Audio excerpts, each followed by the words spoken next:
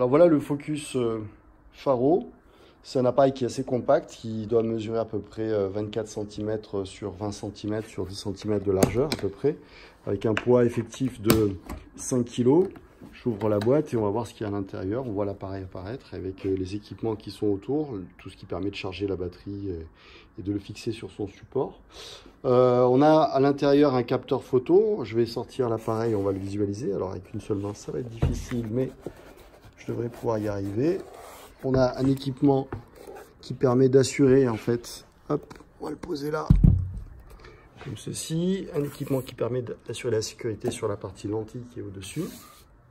Et on a, grâce à cet appareil-là, un capteur photo, couleur intégrée. Il faut bien sûr ne pas toucher, mais vous allez voir le miroir qui est ici, avec la partie qui permet de refléter le rayon. Et un axe de rotation. Donc on a les deux axes de rotation comme sur un appareil topo.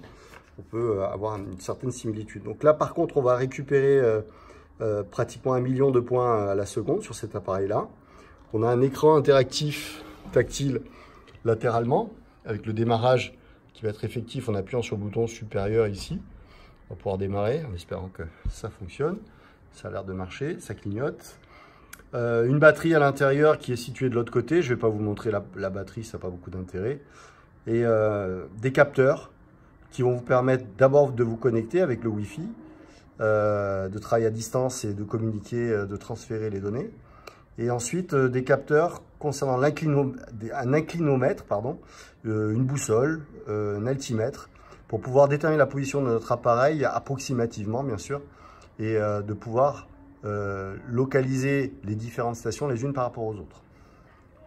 Alors, on a vu la dernière fois que ce type d'appareil avait une définition un peu particulière. Il fallait parler de résolution du scanner et que cette résolution du scanner était définie avec différents paramètres comme la résolution angulaire qu'il est capable d'avoir.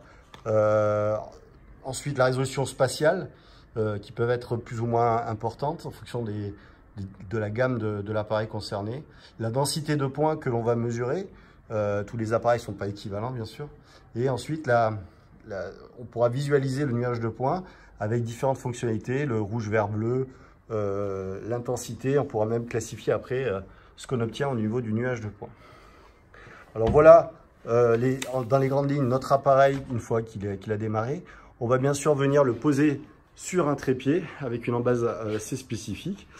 On retrouve le fonctionnement de l'embase avec la bulle. Mais on verra que comme l'appareil est équipé de capteurs, on n'est pas forcément obligé de régler notre bulle de manière effective pour que le plan soit parfait.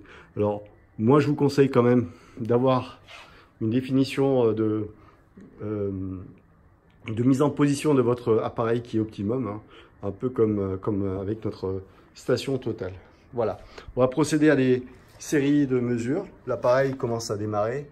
Et on va le positionner sur différentes stations, on va le voir ensemble au niveau de la pièce.